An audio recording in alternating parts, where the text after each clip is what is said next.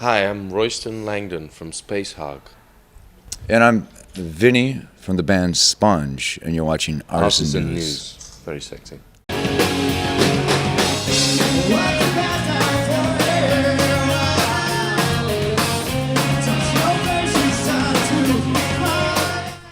With Nirvana being inducted into the Rock and Roll Hall of Fame, it brings to mind the revolution they helped start by making alternative a legitimate force in the radio world, but also as a genuine huge movement.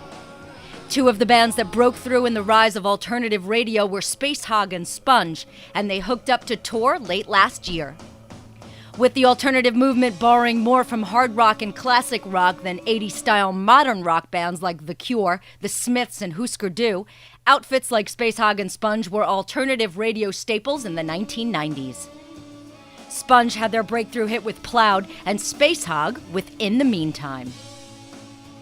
The alternative music landscape has changed drastically in the last 20 years. However, with the harder edge sounds being replaced by mellower sounds of Lord, Bastille, Foster the People, and Vampire Weekend, among others, we asked Sponge frontman Vinnie and Spacehog frontman Royston their take on today's alternative rock.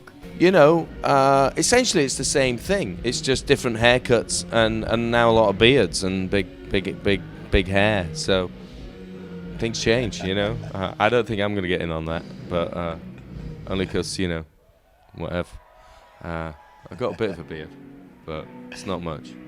What do you think? It looks good, though. Thanks. It's not the full commitment, though. No. You know what I mean? No. Well, you know, if I were to have the full commitment, it would take so much low end out of my bass that I can't put. Listen, if I had a full commitment, man, I think it'd be a little gray in there, I think, for me, yeah. man. You know what I mean? So it wouldn't be as sexy as yours. This guy's 78 years old, man. I can't believe it. 78. It's amazing.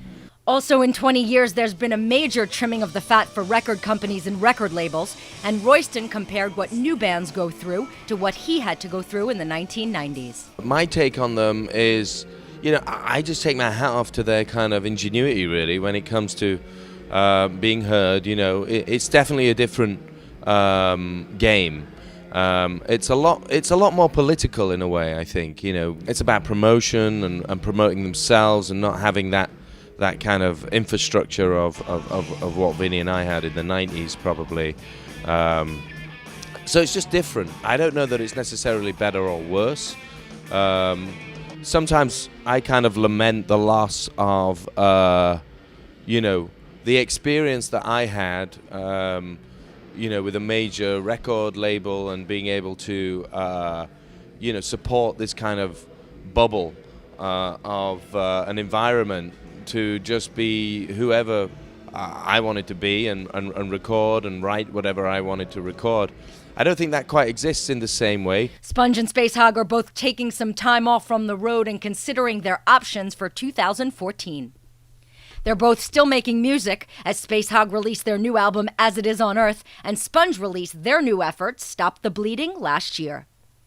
In 2014, Sponge is celebrating 20 years since their breakthrough LP, Rotting Pinata, and Spacehog will celebrate 20 for their effort, Resident Alien, in 2015.